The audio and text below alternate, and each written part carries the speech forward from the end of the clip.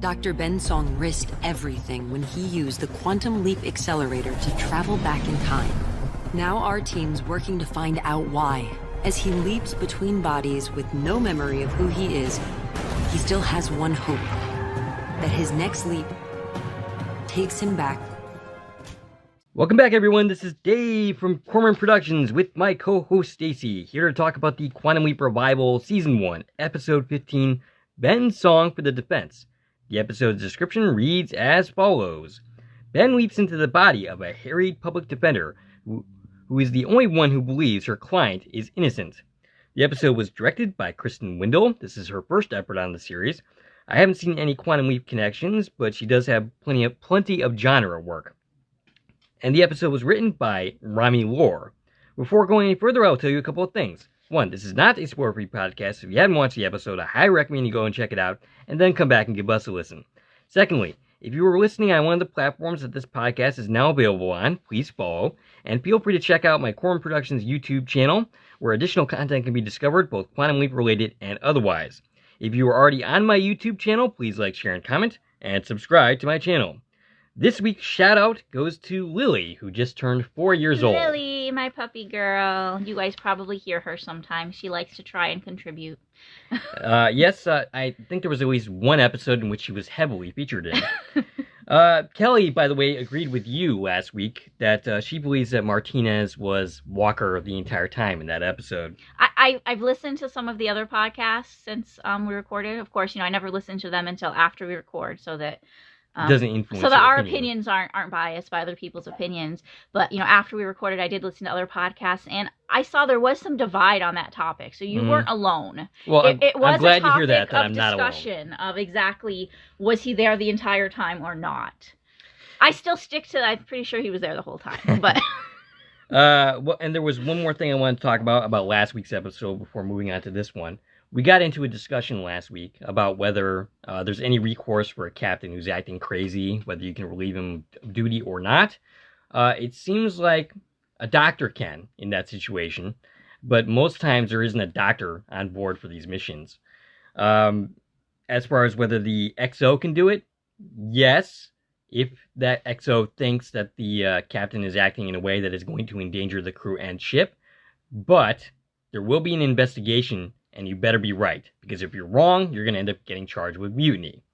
So it's probably not done too often. Odds are, in a lot of cases, there's a battery of psychological tests done. So if there's a serious issue before you go on a mission, you're not going to be declared fit for duty. So you won't end up in that situation in the first place. It probably comes up in fictional media a lot more than it ever did in real life. Yeah, that's the thing, is like media in general doesn't really portray the military in a particularly realistic fashion. And the same goes for court dramas, which this episode was.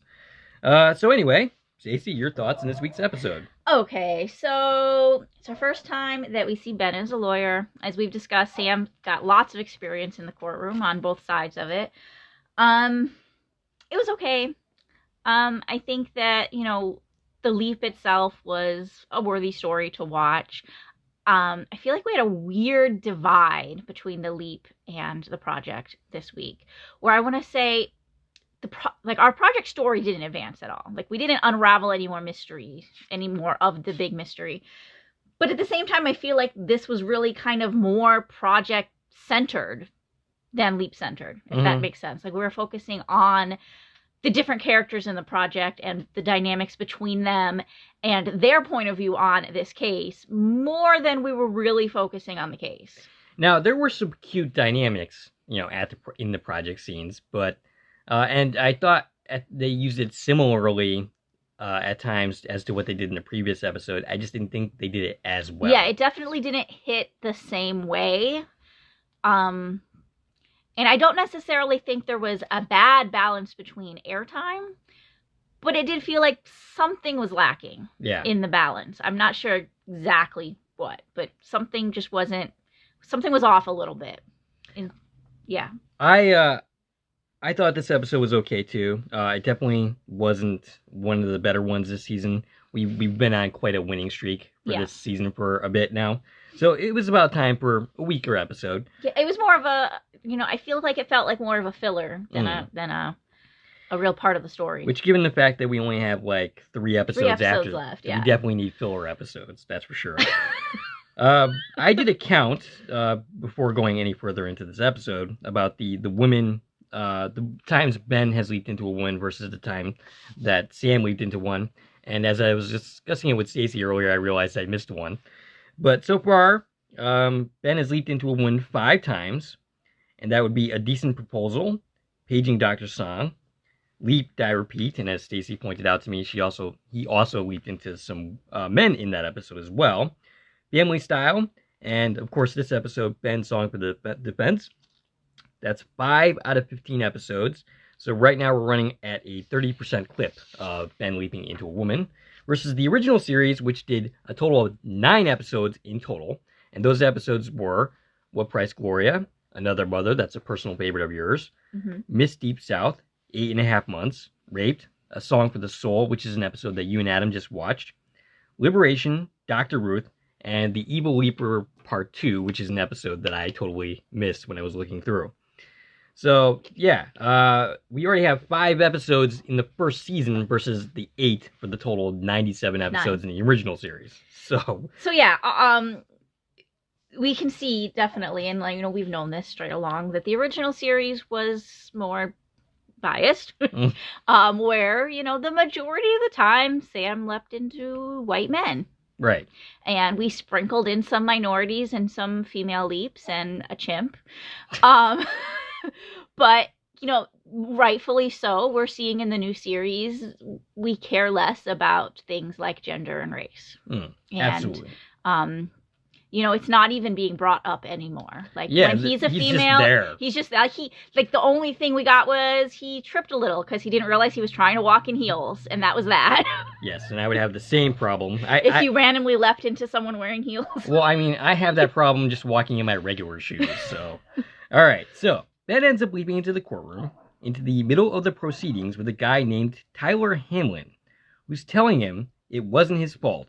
He was only naked outside because he was locked out of the house by his girlfriend. And that sounds like an interesting story that we're never really going to get into. Though we do meet the girlfriend. So that's interesting. Ben jumps to the podium and tries to defend his client despite not knowing anything about the situation. And saying that this guy would never steal anything.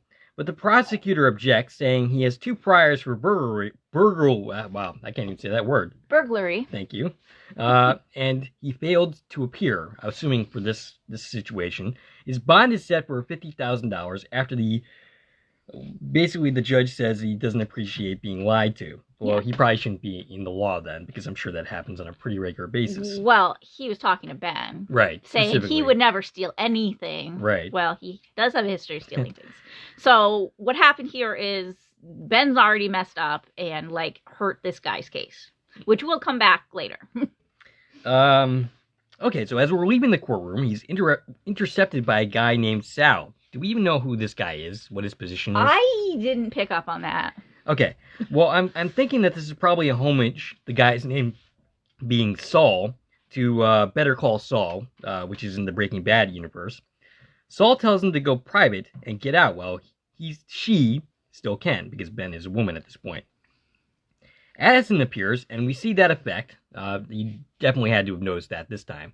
We saw it in Family Style, where she appears and disappears, and we saw that in this episode as well.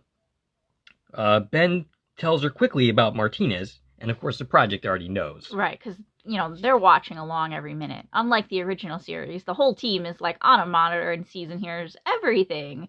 That's got to be hard for Ben. Yeah, no privacy. Zero privacy. They're with him every second. I'm assuming that they don't have to watch him change clothes and stuff like that. They can cut away. But they can. They could. Well, here's Ben showering. Yes, that would be kind of awkward. Anyway. Oh, yeah, okay. So they're working on a way to track Martinez, and that's the only way that the way the project scenes kind of, like, tie into the big storyline. Right, it's mentioning that. And it's not for very that long. They're working on it, which means I'm sure that's going to come up in the next couple episodes, that suddenly they know how to track him. And they're just kind of telling us, yeah, we're working on that, so you shouldn't be surprised when we know how. And Addison tells him that he has 183 open cases, which, by the way, is par for the course for an actual public defender. I looked it up, and they could have somewhere in the range of 200 cases on their docket at any given time. Insane. And that's why you don't want a public defender trying your murder case, because they just don't have the time to do it properly. Yeah. Was it Addison told him, like, or I forget if it was Addison or if it was Jen who gave the statistic, like, you on average you have that was Jen. 7 minutes with your public defender. Yeah, they're lucky if they even know your name. Basically, I read a Cracked article. I looked it up for this episode, and yeah, they are lucky if they even know your name at the end of it because they have so little time with you. Which is why, generally speaking, you end up just, reaching some kind of deal and doing prison time if you're stuck with a public defender. Right, which was kind of the point here, is that was Aleda's job, was to set a deal. Like, you don't got time to go to trial. Right. And the person he leaped into, according to Addison, is Ada Ramirez. Aleda. Okay. I like that name. Aleda. It is a nice name, yeah. She's in Queens, New York, 1985. Yeah, we didn't get a date. We just got 1985. Yeah. Which, interestingly enough, is the same year as our first leap. Right. 1985. That is interesting. And also, it is the year of Back to the Future. Oh, yes, which we get another Back to the Future reference in this episode. And I'm always happy when we get those, because that was one of my favorite movies as a kid. He ends up getting intercepted by a client, Stuart Johnson, whose bike is locked up in the impound lot for unpaid parking tickets. He's asking for Ben's help, but Addison points out that he has a murder trial he needs to get to. He goes to see Camillo, who is contemplating a deal that would take his time in jail down from 30 years to 10. Ziggy says that Ben is there to prove his innocence. Camillo is worried about his brother joining a gang, and rightfully so, as in the future his brother, Leo, will get gunned down. Ben talks Camillo into not accepting the deal to spend time for a crime he didn't commit. He says that they should fight and go to trial. And credits. Right. So yeah, in the original history, so what's the trial here is that Camillo's being accused of killing Nathan Herrera, and was he the leader of the gang? He's somebody in the gang. We learn later who he is, which is he was an informant. Oh, I knew that much, but so the real reason he got killed, right, is because they found out he was an informant. Yes, but it wasn't. Snitches get stitches. It wasn't Camillo who did it. They framed Camillo because Camillo was giving the gang trouble while they were trying to recruit Leo. Right. So it's crazy dynamics. I don't know anything about this world, fortunately. No, you never were in a gang? But I mean, this feels like, the story we would get in some SVU episode. Right. No, it's pretty consistent with that. It reminds me of, you read the episode description, where it said he leapt into the only person who believed he was innocent. I don't know if I believe that Aleda actually thought that. No, well, I mean, Aleda is overworked and probably didn't spend any amount of time with this person. I doubt that she even allowed herself to have an opinion on whether she thought that her client was innocent or not. She did her job and got, 30 years brought down to 10. Right. Which is good. Yeah, I mean, I would rather spend 10 years in jail versus 30. Right, and he was ready to take the deal. I wouldn't last a day in prison, so I would rather not any time in prison, which is why I will never join a gang and kill anybody, so, yeah, or commit any other crimes, for that matter. But yeah, Ben, realizing that this person is innocent, obviously wants to fight for nothing. But we'll soon learn this whole trial is going to happen and be deliberated on within 48 hours, that is my biggest beef with this episode. I mean, look, most television and media does not get this right. It takes months to years for a trial, but even by television and movie standards, this is ridiculous. Well, I mean, the trial was already set for that day, which is ridiculous in itself. But the trial was happening. That's the point, is he was going to take the deal at the start of the trial. So maybe I misunderstand this, because later my criticism is that,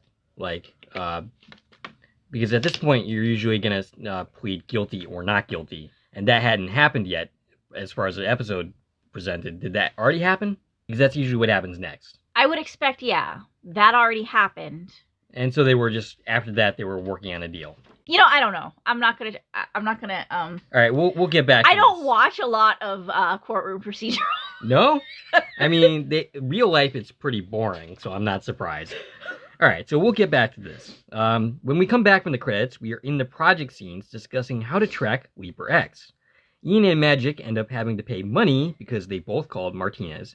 And that's a cute little bit, nice little bit of continuity. Yeah, so they were past betting scenes. on if they would use the name Leaper X instead of calling him Martinez. And I thought this was funny because this is something that's happening in real life, right? Our discussions in social media about this.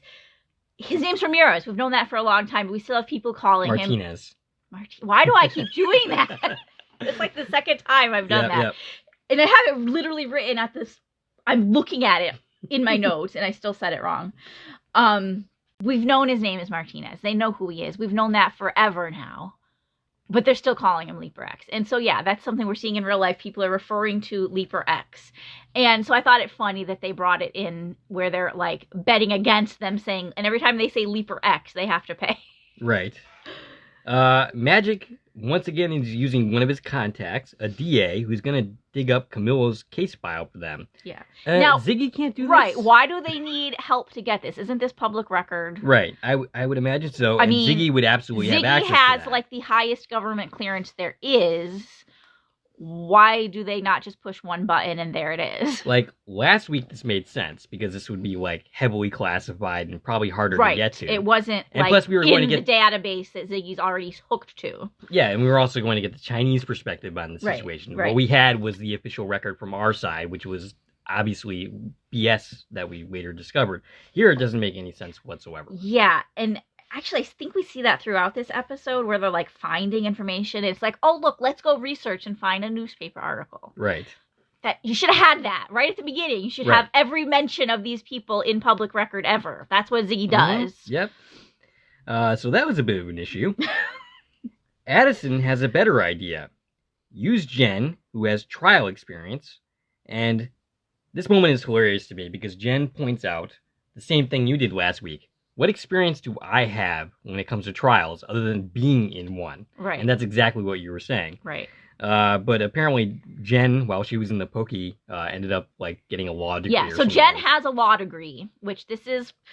And, you know, we called this was going to be a Jen episode. We didn't really get a lot of background on Jen. We got sprinkles. That's another thing about this episode that I found kind of disappointing. We got to spend more time with her. I think we got to know her a little better. Mm-hmm. Ben got to know her. Yes. And that's something that's interesting because we don't see Ben get to interact with the project too much other than through Addison. So that was unique. But we really didn't get a whole lot. So, but this is really one fact we did get is that Jen has a law degree, which she got so that she could better defend herself in her trial. Right. But she's not a lawyer. So I think that means she got the law degree but didn't pass the bar. Mm. Didn't bother to pass the bar. She's not a practicing lawyer. Well, she says, I'm not a lawyer. So I think in order to have that title, it would mean passing the bar. Right. But she has a law degree, which she got, like, for herself, just so she could understand how to defend herself, because she says, who would be able to defend me better than myself? Yeah, and that's pretty decent logic. It doesn't often work very well.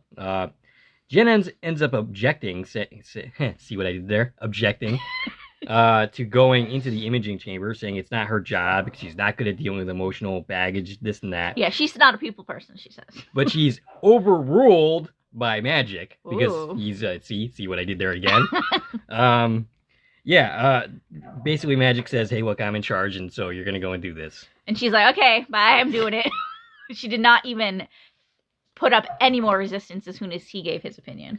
And it's interesting that we don't get into that mechanic at all with Ben about, you know, tuning the wavelengths and all that. Jen can just be seen by Ben. Yep. So that's something that this show did not delve into at all. No, it's the same thing that they talked about, like, why we can see Martinez. I had to just force myself not to say Ramirez again. And it's, because of this version of the software, it's just like their imaging chamber is better. Right. And it works more, like, fundamentally all around, we can see and talk to everybody as Right. long as we're connected And through this. I'm fine with imaging. that. I'm Yeah. fine with that. I mean, yeah, advancements in technology, right? Yeah. So Jen is in the bathroom in the past. Ben doesn't notice her nor acknowledge her, which with that outfit that she's wearing this week, I mean, I would think she was worth at least a look. Well, you know what happened is he was looking in the mirror and she was behind him. He wouldn't see her. Oh, that's true. She doesn't have a reflection. But didn't he see her when he came in? No, I think she appeared while he was already in. Oh, okay. I may be misremembering that. All right. So she speaks to him. She's like, "Hey, Ben." Right. And Ben initially thinks that she's a leaper. Yeah, which that's a reasonable thing to think. And then Addison comes in to help explain the situation, which why didn't they do that in the first place? Right. Well, no, I know why they prep- didn't. We learn later why. Oh, well, they didn't. yeah. I get Because it. there's another bet going on. Yeah, I get that. It's kind of a crappy thing to do to Ben. But yeah, this is the first time like I realized, oh wait, he doesn't know these people. Right. He has no idea who Jen is. And it makes me wonder, would he have recognized Ian if Ian stepped in? Because they were supposedly best friends. I mean, judging from what we hear in this episode, no. And actually, Ian was in the image. Ian was in the image chamber, but didn't interact with Ben. Right. He was they were in a crowd of people. Right. But like on site, would it have drawn recollection? You know, Maybe. and we won't know. It didn't happen in the case of Jen, but No, but like that's my point is, you know, Ben and Ian were probably a lot closer than Ben and Jen were. They were just coworkers. I mean, Addison and Ben were engaged, and it took him a long time. Yeah, so I don't know. I Yeah. doubt it. I mean, at this point, he probably has. I mean, he definitely has way more memories than he did before. Right. So. He's remembering things as he goes, you know, which is it's what happened with Sam as well. And you know, I found it very funny that this whole thing's taking place in a bathroom. That's very like The original series. That's definitely a nod to Sam and Al had their better conversations in bathrooms, and that's where we're choosing to have this little introduction with Jen. Okay, so Jen ends up suggesting an adjournment, and I looked that up. That's actually a legal term. I would think that she would ask for continuance, which I'm not sure what the difference is, to be honest with you. But, I mean, she could have been like, look, my tummy hurts. Can we have a continuance on this? Or, hey, I have a family emergency. Can we do this at a later time? I think either one of those would work. But the DA, Bill Barnes, ends up objecting, and the judge seems pretty unsympathetic to Ben. Jen suggests that they have a motion to preclude evidence, and when Ben says that, the judge is like, well, where is it then? Like, because Ben never ended up filing that. They're just saying words at this point. Right. Jen's like, I know these words, but doesn't have anything to back them up. So, obviously, what was the person's name again? Which person? The word that Ben has replaced? Aleda. Obviously, Aleda never did that. She never filed that motion. Right, because they were set to take the deal right now. So the judge says that there will be no adjournment because Ben failed to file a proper motion. And she says the trial will begin at 2 o'clock. And, alright, so this is where I'm not totally sure that scene, that thing with the whole guilty or not guilty has taken place. So I think the trial was on the books for 2 o'clock because the trial has to be on the books. And this court appearance is to say everybody was expecting the deal to happen, so that trial wasn't actually going to start. So this was like the pre-trial whatever, and we're supposed to formally accept the deal right now, and that's going to void the trial. But the trial's already on the books for 2 because it has to be. Okay. Even though everybody on both sides thought they were on the page that we weren't going to go to trial. All right, I guess that makes sense. I mean, I don't know. That's my take. I'm not sure if any of that's real or not, but that's where I'm at with it. So, so Ben has decided to fight, and I still would think that he would need to say not guilty then if he's not accepting this deal. Yeah, I think they already must have done that. But when he said guilty, because that's what you usually do. What you're doing is when you're accepting a deal is you're saying guilty and you're accepting these terms, like this deal. Right. So, Well, maybe that was part of this discussion that we just didn't see. Okay. All right. Anyway, Camel's brother is unconvinced that this is the right move, and his mother doesn't seem to be any more convinced. The assistant DA drops a box of files near Ben and says that all the files he'll need for discovery is right there, and he hopes she doesn't have any plans for that night. This line proves to have more significance than we originally think. By the way, I looked into this. All evidence of any kind needs to be dropped off 10 days before trial. Well, is that true in 1985 New York? I am not sure, but I assume that it hasn't changed that drastically where you have to where this is okay, where you can just drop all the evidence. Well, they mention this in the next scene. They do mention this, but I'm not sure. And they say, well, we're required to give you discovery before the trial starts, but there's no rule on how long before. So maybe that hadn't been enforced yet. Maybe. I would have to look that up. I only looked into current day law, which is 10 days before the trial. Right. And also maybe you have to ask for it, and Leda never would have asked for it because they were planning on taking the deal. I mean, I guess that makes sense. Okay, so the DA, Barnes, is angry at Ben for wasting his time and says he's going to send his client away for life now. Well, that's certainly a charming guy. Ben runs into Saul again, who thinks he's a glutton for punishment. Ben complains about the box of evidence being handed to him just now, and we discussed all that. So Ben says that they have to hand evidence before the trial. You already mentioned that. But what we're getting out of this scene is that the DA is not going to play fair here. Oh, and a little sidebar. This reminds me, to bring it up, that this episode actually aired on the anniversary of the release of My Cousin Vinny. Oh, really? Yeah. Huh. Which all the talk about Discovery reminded me of. I did not realize that. I'm sure you're familiar with that. Oh, yeah. Film. Yeah, that's a great one. Yeah.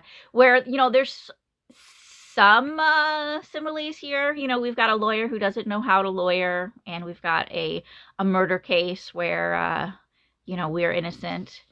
And I don't know, I guess you could say Jen is a little bit akin to Marissa Tomei's character.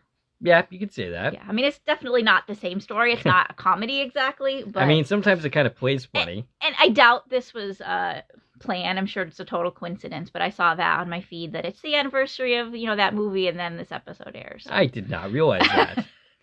All right, so Jen ends up telling Ben not to worry because Ziggy and the whole project can get through all these documents faster than Ben could by himself. Right. She says better, faster than a whole team of lawyers. Yes, absolutely. Jen also says that the average public defender gets about 7 minutes with their clients. We mentioned that. And she sends Ben off to the next case he has to deal with. Back at the project, Ian is going over the court documents, saying that they think he was in the wrong place at the wrong time. Camilla was seen threatening the victim earlier that week, and that was the whole Leo situation. Basically, Camilla was trying to get Leo to stay out of the gang. Magic asks how Addison is doing because she's been in the imaging chamber 24/7. And Magic says to keep an eye on her, and I thought this would come into play more in this episode than it does. Yeah, I think, it comes down to maybe some editing, where there was some stuff meant to be in here that just got cut. Yeah, probably. I should point out once again that I have some serious problems with the pacing of this episode, in a way that I haven't this badly in quite a few of the most recent episodes. Yeah. So, yeah, we're back to the ludicrous pacing of the first episode of the series that I so often objected to. And, oh, by the way, off topic here, but okay. I checked out The Sinner on your recommendation. Yeah. And I indeed like the series quite a bit. You're watching season 1? Yes, season 1. And Jessica Biel is really good in that series.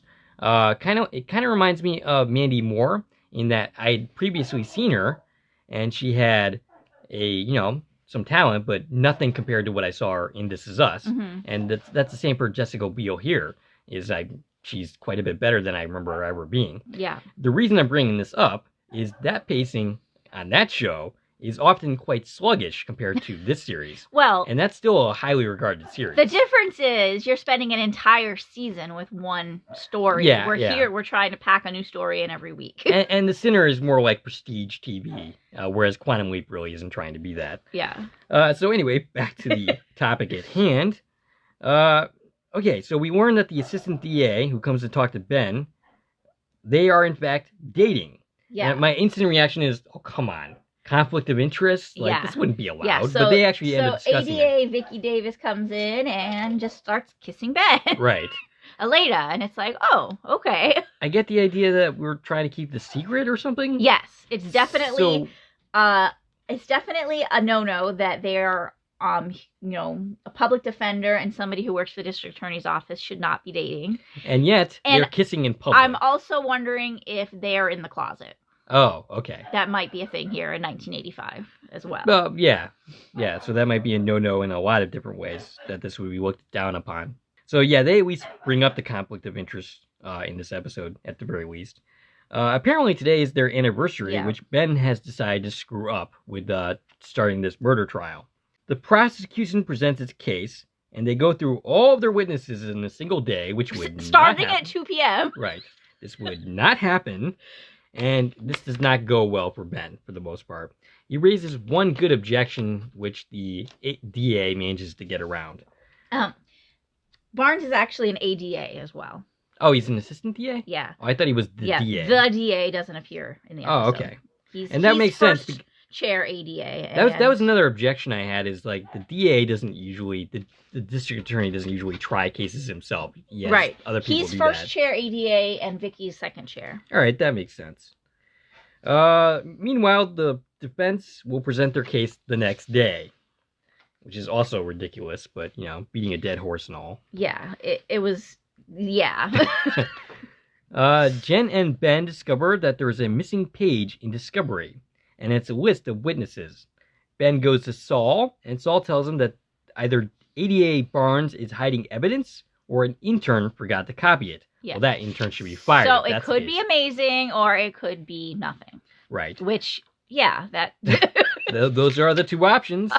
Ben says that hiding evidence would be a Brady violation, and they can get the case thrown out. On his way to try and get the missing page, Jen points out that Tyler, the guy at the beginning, needs help with bail. The naked guy. Yes, the naked guy. If he doesn't get out, he will get beaten up and spend the rest of his life in a wheelchair. Yeah, so he ends up going to Rikers, gets beat up, spends his life in a wheelchair. You gotta help him, Ben. And Jen has an interesting way to get out of this situation. Yes, one that I'm surprised there's not more rules against, but we saw a little bit of that in the original series.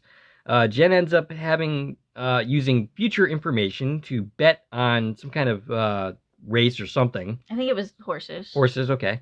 So they have the girlfriend make that bet so that they can end up getting the money to make Jen bail. says, you got $50 in your pocket, give it to her, give her these numbers, this race names, whatever, and tell her to go make the bet, and then she'll have $5,000 to make the bail. Right. So this is where we get the Back to the Future reference. Mm-hmm. Something along the lines of, we've got Marty McFly's sports almanac. Like we can do something. Right. And here's some races. And I saw some objection to this online. Mm-hmm. People in the groups were like, well, they can't do that. That's against the rules. If they can do that, why don't they just give Camillo's family money so that they can get out of the hood? And why isn't this just the solution to everything? And well, I think it's the difference between Addison and Jen's character. So yeah, two things. One, this was Jen's decision. Mm-hmm. I don't know if Magic or even Ziggy would approve of this. Probably not. In the original series, I feel like there was at least one episode where that happened. There was once that happened in the boxing episode. Well, there was also another instance in the 5th season episode. I'm blanking on the title, where Sam ends up betting on a horse race. Okay. To get out of his gambling problems. Tale of Two Sweeties. That episode. Yep. So yeah, so it did happen, but I think it was one of their rules is like no monetary gain, whatever. For personal gain. In this case, it's not for personal gain. It's not personal, but I think it was still kind of a rule. But they like to bend the rules. Yeah, you can't have a rule if you don't bend it. That's kind of the definition of a rule, right? And Jen is the character that would do that. Right. Here's the thing. So it's Jen. Jen's in the driver's seat here. She's the one who makes this decision. I can see in the original series if this happened, I can see Ziggy putting up a fight. And I can see Al screaming at the hand link like, come on, you useless pile of gummy bears, give me the answer. And Ziggy being like, no, you can't do that. And then he's like, gushy. Like, that's how it would play out. Right. Here, in this series, Ziggy doesn't do anything. Ziggy has no character. So Jen asks for the information and gets it, right? So Jen's entirely making this decision on her own. And also, I find that very interesting, since Jen's whole problem with her father is his gambling. Oh, yeah, that is interesting. Yeah, I didn't make that an connection. interesting thing, that's where her mind goes instantly, is let's gamble to fix this problem. Without, the blink of an eye, that's her solution. So do you think that's bad writing, or do you just find that interesting?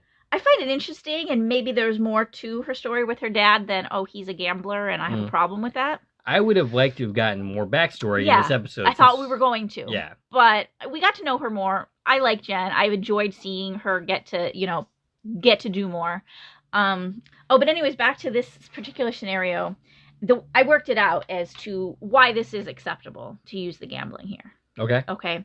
So in the original history, I'm assuming that Aleda didn't fumble the way Ben did during his pre-trial appearance or whatever. Yeah, his bail hearing or whatever. And either got him off or got a much lower bail. It's Ben's fault for lying to the judge. Now we've got this really high bail that they can't pay, which set this course in motion for him to end up getting beat up and in his wheelchair. So, all right, Ben ended up altering history. Right. So I'm a pretty sure way. in the original timeline, this didn't happen. And the reason this is happening is because Ben messed up, and now it's their job to course correct. So breaking the rules and, helping these people get some money is really just them fixing their mistake. All right, that the episode doesn't make that clear for sure. Right. This is actually just fan winking in the aftermath, but that's pretty good. That makes sense to me, that, we can't do this all the time, and later when they ask for more money, he's not going to help. But it was really just, what can we do to fix the mistake we made to this timeline? Right. Okay. Vicky, Ben's girlfriend, informs Ben that Leo has been arrested. Ben goes to get Leo out of jail, I guess by paying his bail or something. We don't really see how. He's been arrested for dealing drugs. Leo ends up revealing that Nathan was a snitch. And, we have all this whole scene about, like, hey, don't deal drugs and all that. And it's just, I don't feel anything in this scene because I don't really know Leo at all. Right. And this episode hasn't really given me a chance to, like, feel for these characters. Yeah. But also, I kind of think that's the point, is being a public defender, you just have a million different things thrown at you at once. Okay, that makes sense. That could. So we're actually kind of being put into the position of being a public defender, right? That kind of automatically almost kind of makes this episode a little bit better for me. Because it kind of makes us feel this situation. I can sort of see that now. That could actually help with the pacing issues. Still doesn't change that all this is happening way too quickly. Yeah. For the legal system. And does the same public defender really handle a murder trial and the drug trial and somebody being naked in public and somebody's parking tickets all at the same day? No, probably not. Wouldn't there be different, departments that would handle different types of crimes? Yeah, also, the public defender would not be involved with the murder trial to this extent. Usually, if you have a public defender, you're usually going to make a deal. You're probably not going to go to trial with that public defender. Right. So I don't think that would be... But the fact that they're assigned to all these cases, the same public defender, yeah. No, I don't think so. I feel like they'd be completely different departments of the court in completely different buildings. The court has multiple public defenders, not just one. Right. It doesn't change their workload. I don't know, but I feel like they would be assigned more on departments of crime. Mm-hmm. Probably, specialties that you're saying. Yeah, I'm saying all these things wouldn't even happen in the same courtroom. Right. They'd be in different places. Oh, yeah, absolutely. Yeah, no.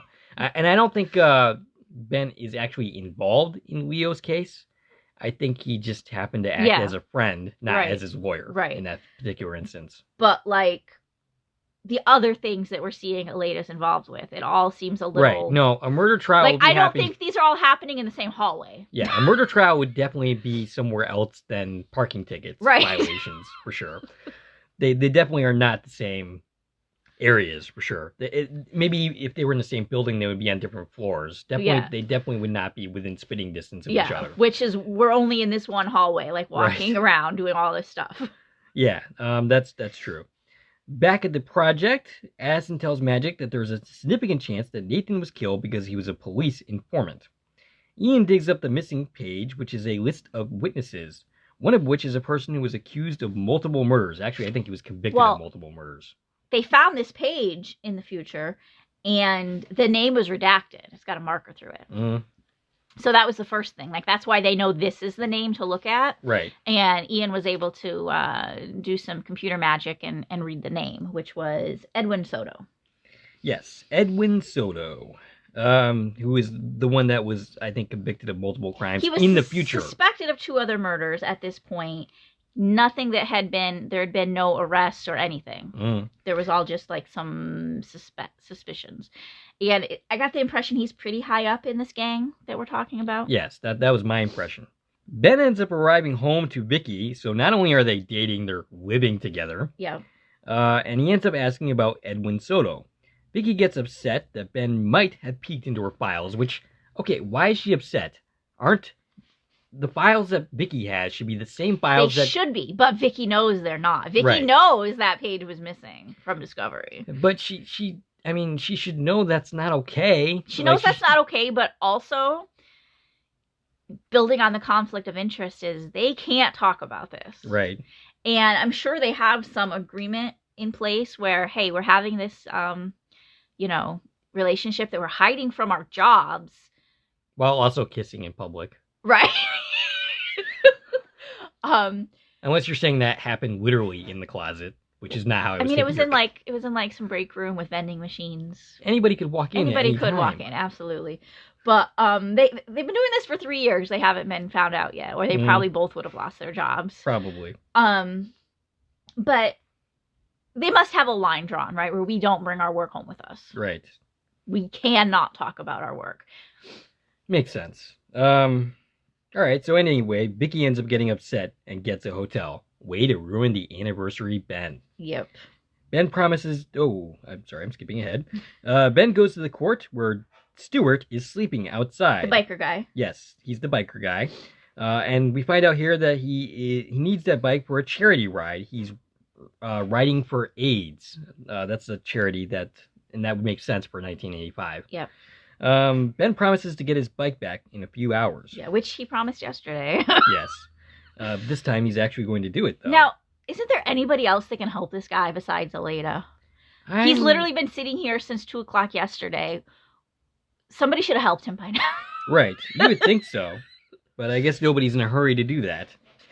Ben talks to Camillo, and he asks about Edwin Soto, who was the guy that Camillo saw hanging around the building that night. Now, Camillo doesn't know this person. He doesn't know his name. Recognize he recognized the picture of Soto and said, "That's the guy I saw."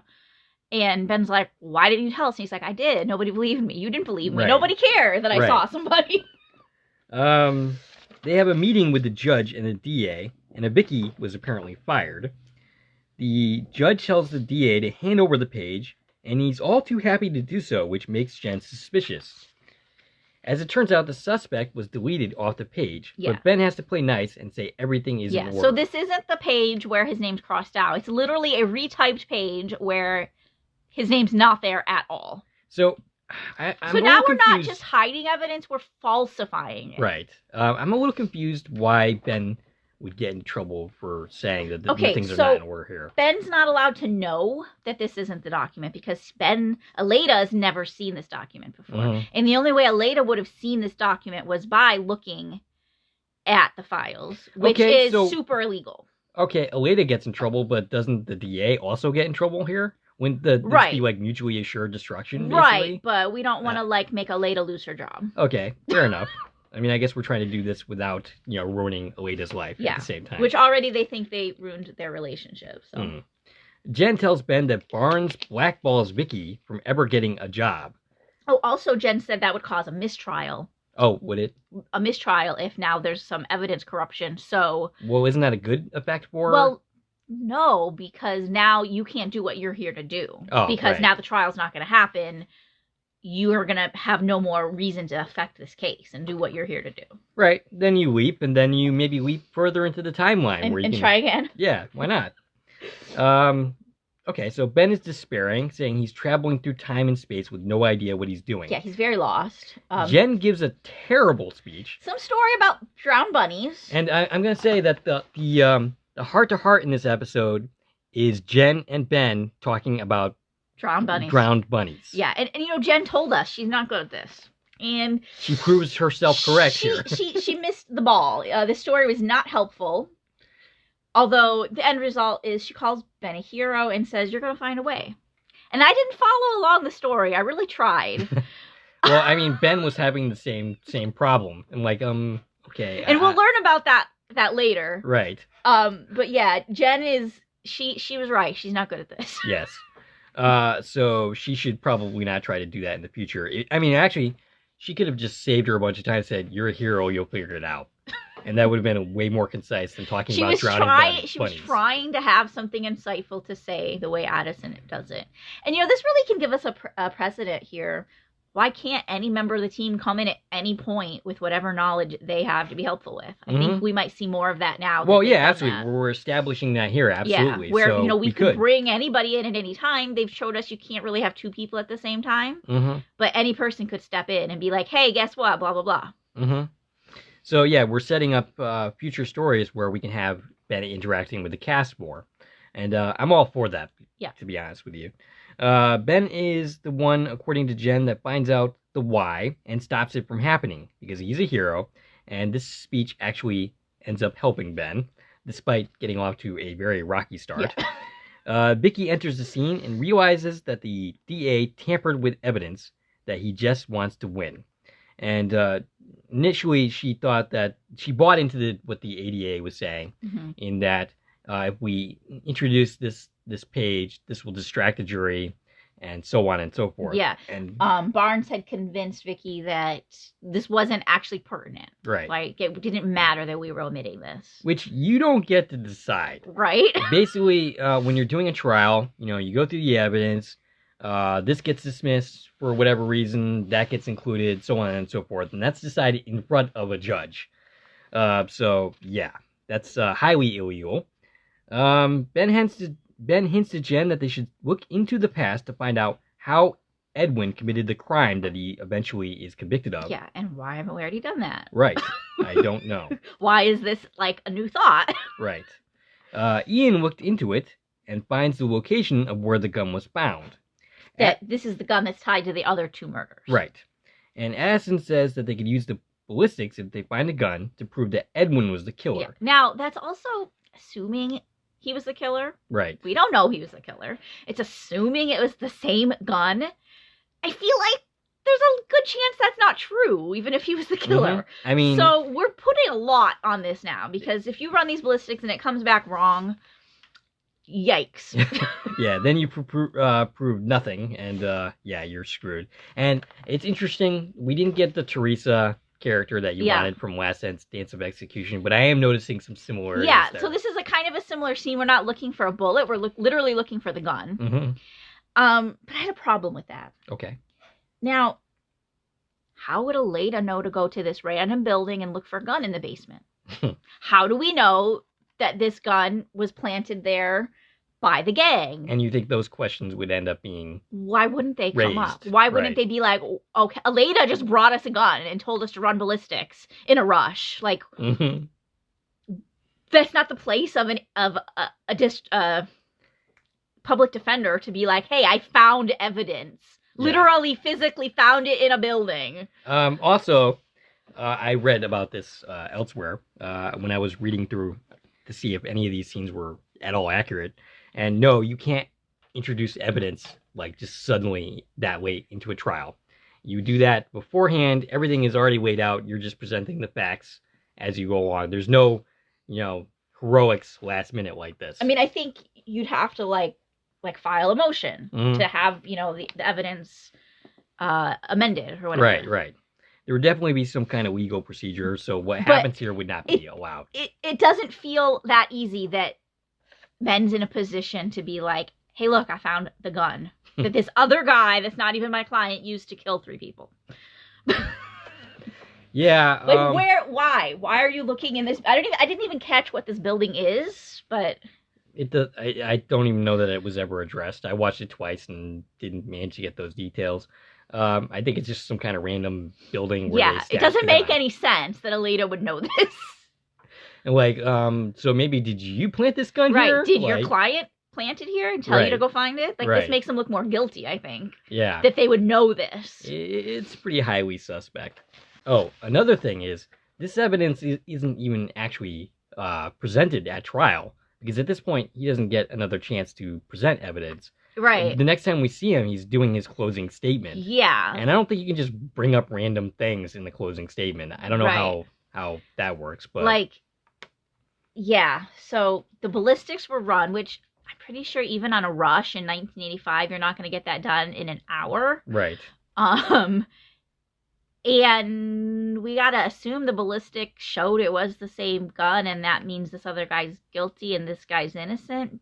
But there was still deliberation, which means the trial wasn't dropped. Right. So yeah, it's all a little wishy-washy what's going on here. In the past, Tyler and his girlfriend want another tip to win more money, but Ben doesn't end up biting. He says, "You want a tip? Show up to your court appearances, and that way you won't have, this big bail that you have to pay." Right, he'll get the money back, and you'll be all set. Yes. He runs into Stuart, and Ben got his... Oh. Huh.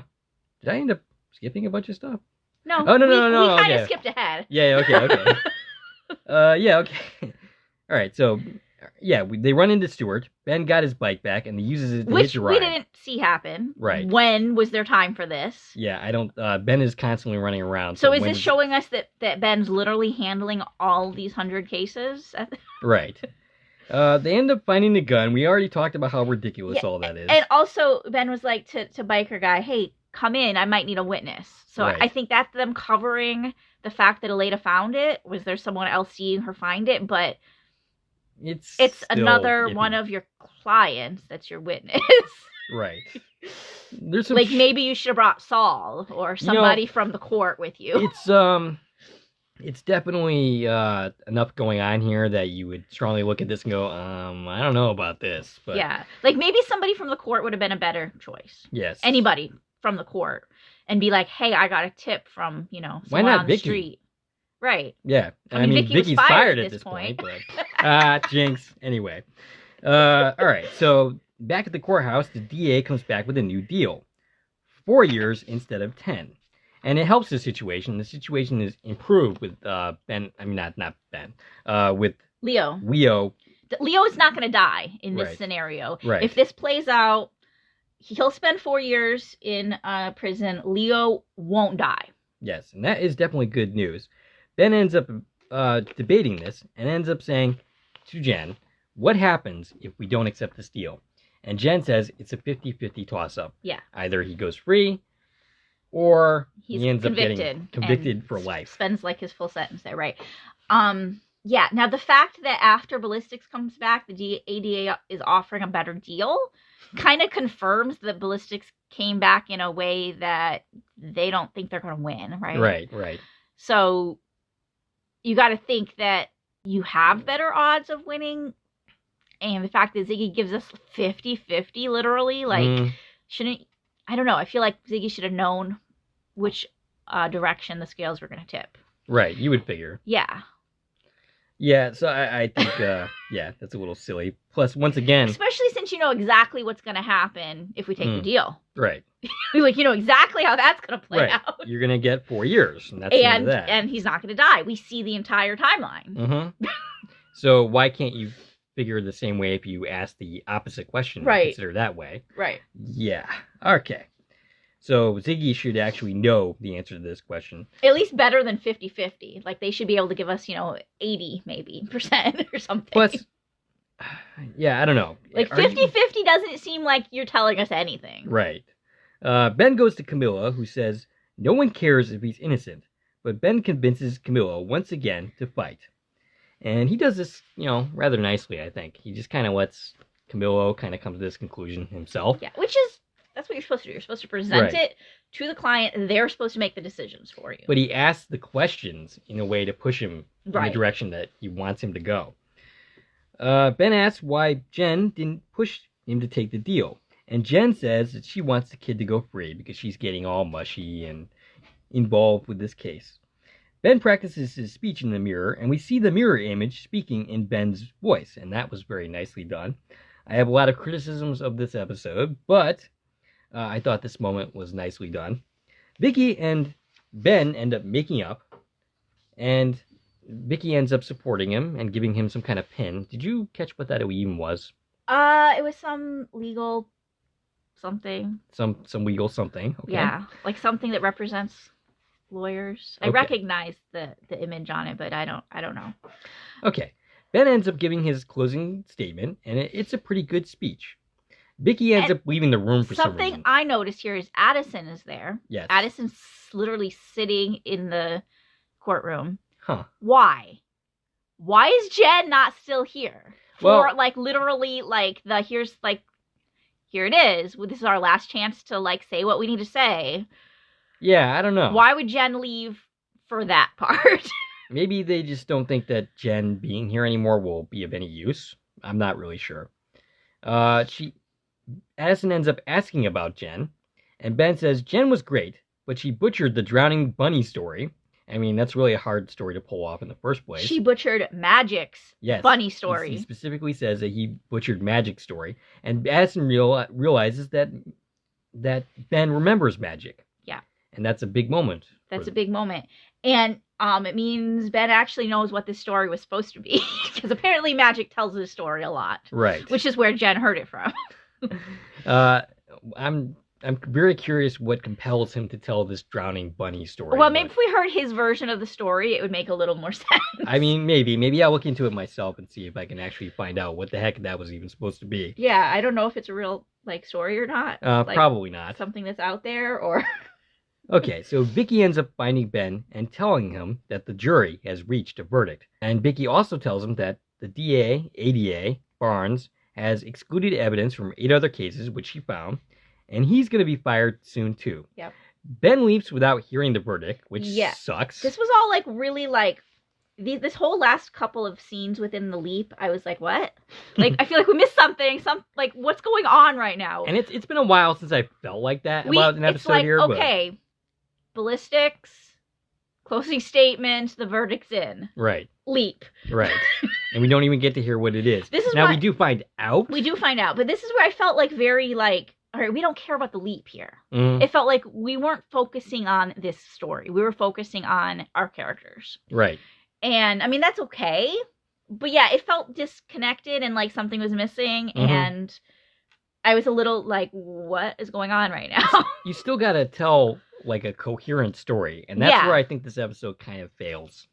But it does do a lot of good character interplay. So I'm not prepared to say that this is a bad episode. I just think it was okay. Yeah, Like I agree. all right, so we have the final project scene. Magic wins money because Magic was the first one from the project that Ben remembered. Yeah, so we learned that Other this than bet was also going on. Like, who is Ben going to remember first? And that brings back of, well, here's why Jen just kind of went in and was like, hey, Ben, because Right. Jen was hoping he'd recognize her. Jen ends up thanking Addison for helping her confront her past, and my reaction to that was, what? When did that happen? If that was supposed to be a theme in this episode, that it wasn't presented very well, or at all, really. And so it was like, that was just a random nugget that was thrown out at the end of the episode. It doesn't tie into Like- the episode at all, really. Like, Jen's the one who brought up, like, hey, you do have a law degree. You do have the skills to handle this. I guess, but... But yeah, it wasn't, yeah. And then we have the second thing that's dropped, where Addison says, well, I guess I have to thank you for helping realize that doing what's best doesn't always feel right. And what is that even supposed to mean? What are we talking about? Yeah, so this is where, so I got the general idea. They're talking about the fact that Addison stepped out of the imaging chamber and allowed someone else to take over control, which, you know, plays into that scene where Magic was like, she's been in there 24/7. Like, is she okay not being in there?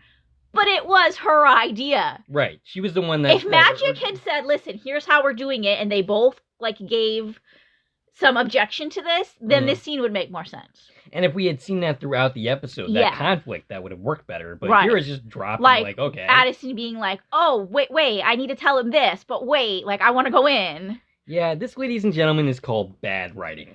I'm sorry to say. Again, I feel like it might just be an editing issue. Really? I feel like there might have been more Mm-hmm. that was in the script, more that maybe was even filmed, and it just didn't all fit the way they wanted it to.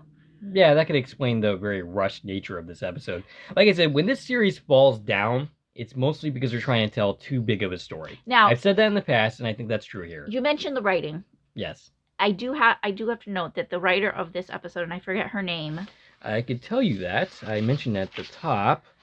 Let's see. Let's go through the handy-dandy notes. That would be Romy Lohr. Okay. Now, this is her very first writing credit. Oh, okay. That makes sense. This is the first time she's taken the lead on any series writing an episode. She's been working in writing rooms, as a staff writer, but this is her first lead project. Okay. So I don't want to criticize it too bad and be like, oh, it's bad writing, because I don't necessarily think that's the case. I think there's a lot of other things that come into play. Well, I'm sure there is. It could be, like I said, editing. It could be just the direction style. Without seeing the actual script, I have a hard time blaming it on the writing. Okay. We'll see what Romy Lohr does in the future. Yes. And I'm sure she'll get some other opportunities. And there was a lot of great moments in the script. There absolutely was. Yeah. But there's a lot of also really messy moments throughout the episode. Right. Which, like you said, could have just come down to pacing and editing and all that other stuff. So, we'll see.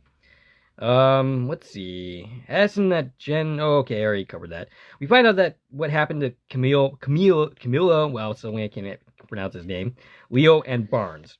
Camilo gets off, and Leo doesn't end up joining the gang. Barnes is fired, and Jen is very moved by this result. Vicky and Aleda end up joining the Innocence Project. Yes. So they do positive things in their career that originally didn't happen. And that moves Jen to tears. Yeah, she had this direct impact on history that she doesn't see from, her position that she usually gets to play a part in. Like, I think she has a much deeper understanding of what are we doing here. And then we see Ben's leap. He's leaped into a guy this time. So the leap out, we see he's got a flashlight in his face. He's being evaluated by a doctor. The setting, he's pretty far in the past. Yes. Given the treatment of mental illness and right, issues. but just like the clothes, and I was guessing 30s, 40s, maybe. That makes sense. Actually, the episode description says 1950s. Okay, I had read the description like a week ago. I didn't read it after seeing the trailer. But yeah, it must be early 50s. Like it's a very like old look. Like you can just tell by the setting. We're not in the 80s anymore. And that brings it to me. When's the last time Ben lipped that far back? Oh Ye of Little Faith is... Yeah, that was the 1930s. And then we had like one episode in the 1800s. And everything else, I think, has been within Sam's lifetime. Yeah, pretty much. So we were introduced to this concept really early that we're going to be making these huge leaps trying to slingshot us into the future. Right. And we kind of abandoned that. We abandoned that, and we've been staying really close to Ben's own lifetime and some of Sam's lifetime. And we haven't really gone back further, except for these couple of times. It's been a while. Right. So that makes me eager that, we know we must be getting there with 3 episodes left, but we better be. But the fact that we're going further into the past than we usually hit, means maybe we're actually going to slingshot to the future this time. Well, after this episode, we have 2 episodes left, and honestly, they have to get strong into this main story in the last 2 episodes. They cannot save it for the final episode. Yeah. That will just be a disaster. And I don't think that will be a very satisfying conclusion. Yeah. So from the leap out, we just get that he's being evaluated by this doctor. We see kind of the setting is in the past.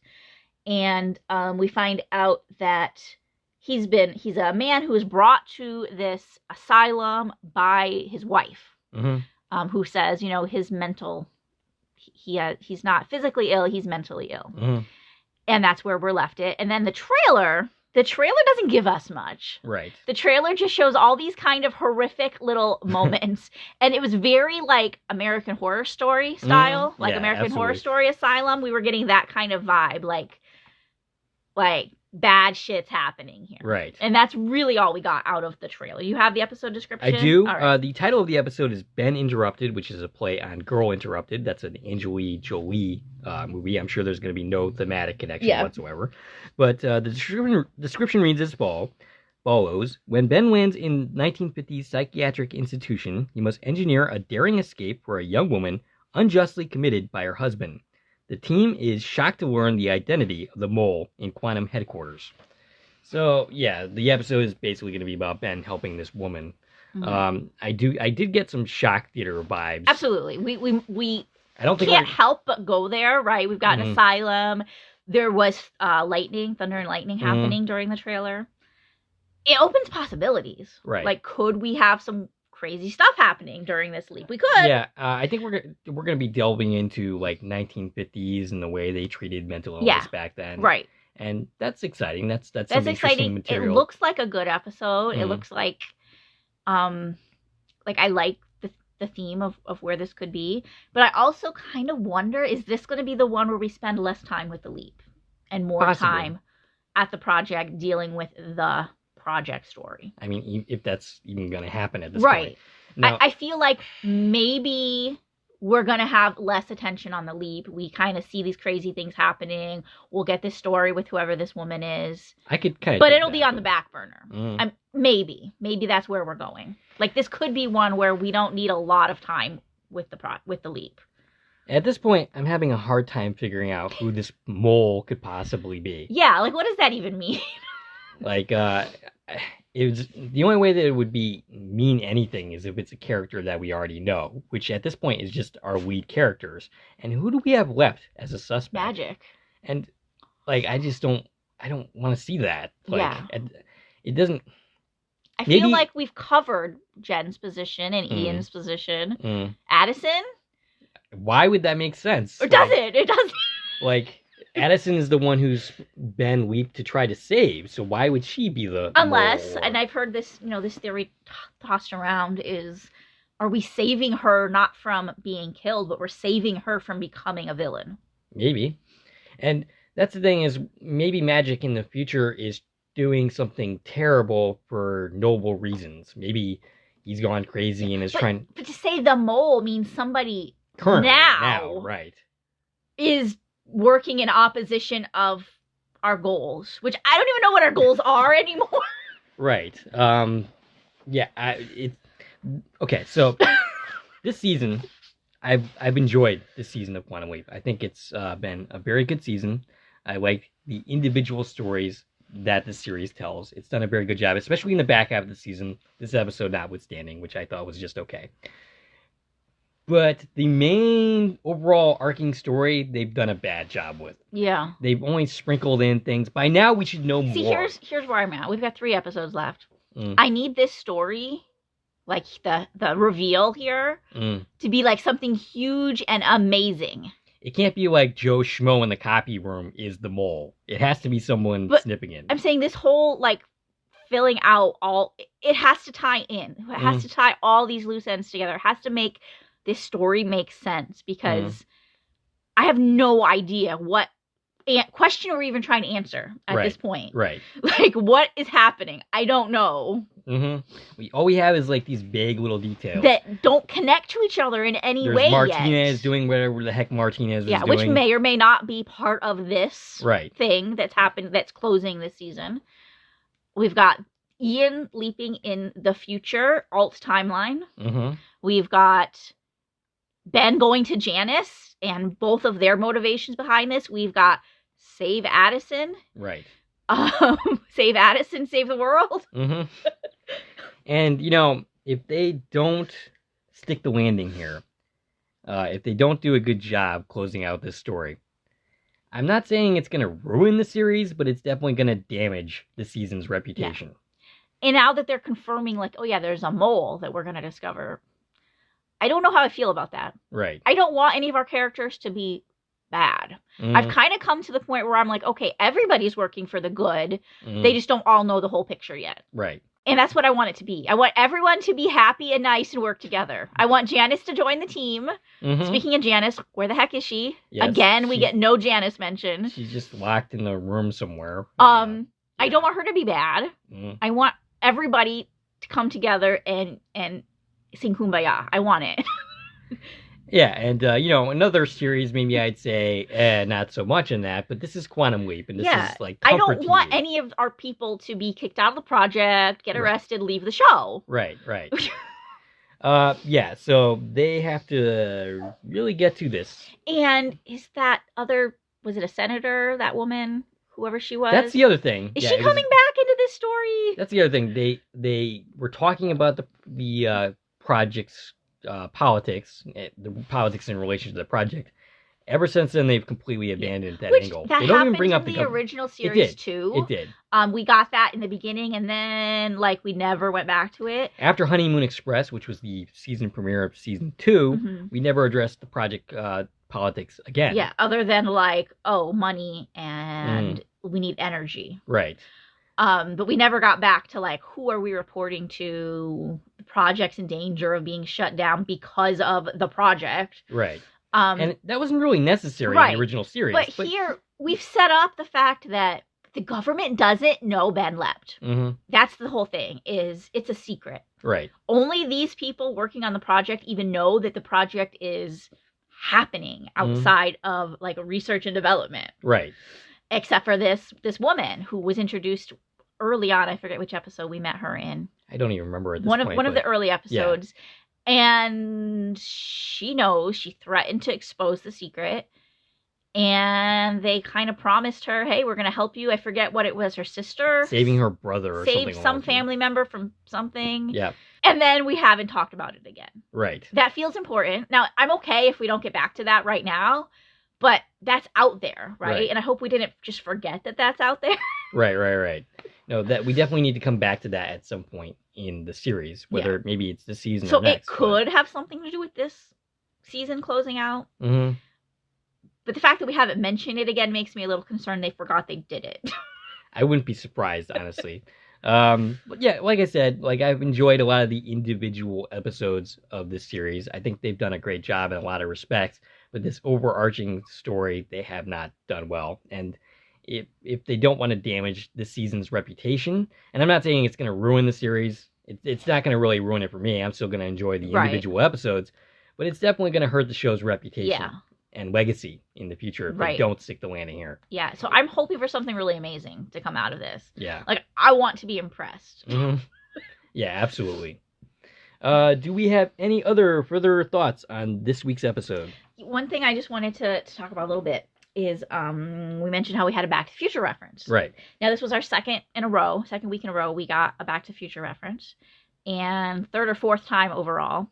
So it happens a lot. And I love that. Me too. I'm like, yay, I like that. But then you look at it and it's like, are they doing it too much? Are they doing too much pop culture references? And I had this kind of thought, I don't know, maybe they're trying too hard to stick those in. Mm-hmm. But then I resolved it for myself. I mean, that's kind of modern writing. Yeah. Like in television shows. I resolved it for myself, though. And I don't know if it was just me saying, I don't know if this is too much. I don't know if anybody else had those thoughts. But here's my resolution if you are having, they're forcing these references too much. Pretend this is real life. You're these characters, right? Right. You're working on a secret time travel project. And what are you going to be thinking of? Are we not going to reference Back to the Future, Quantum Leap, all of these things that we've experienced in our pop culture? Right. When we're in this situation. So it is realistic that they're going to be referencing these things. Right. It makes sense. And I had to remind myself that within, the scope of the show, they've experienced all of this pop culture. Right. So this is totally makes sense that they are these super nerds who are going to constantly reference all this stuff. Yeah, it makes sense to me. I didn't really necessarily have that problem, but if anybody does, that's a good explanation. So I thought of the problem, and then I found Solved my it solution. yourself. Yeah. That's good. All right, so next week is going to be a bit delayed because I'm going to Seattle to see my mom. It was we mentioned several times in this podcast recently. So it's going to be a bit delayed. Probably going to end up dropping Monday, which is going to hurt views a little bit. But, you know, whatever. We're still going to have that video on that next week's episode, though. Yeah, so it'll just be coming to Corman Productions a little late. And then we've got just 2 more episodes after that. Yes.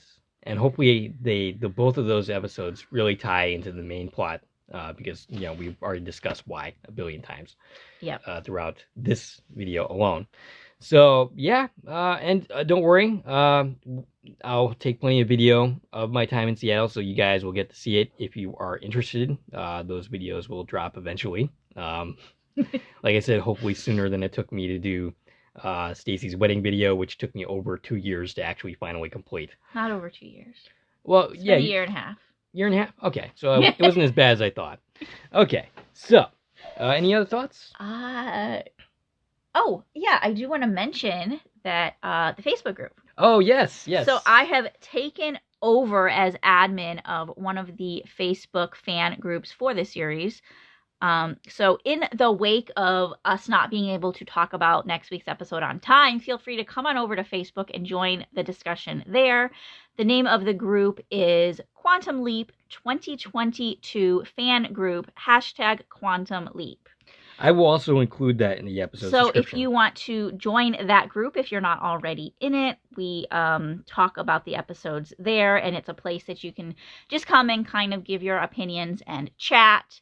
And like I said, I am running that group now. So if you want to reach out to us, and if you have anything you want to say to the podcast, that's another place you can come have a discussion. In addition to, you can find me on Twitter at TV and Coupon Talk.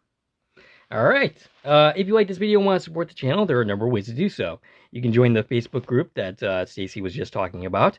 You can join my Corman Productions Facebook page. You can find me on Twitter at Core Productions. You can buy something from the Corman Productions store on Zazzle. You can buy me a coffee, which is a new way to support content creators such as myself. And of course, you can like, share, and comment on this video, as well as subscribing to my channel. This is Dave and Stacie from Corman Productions, signing off.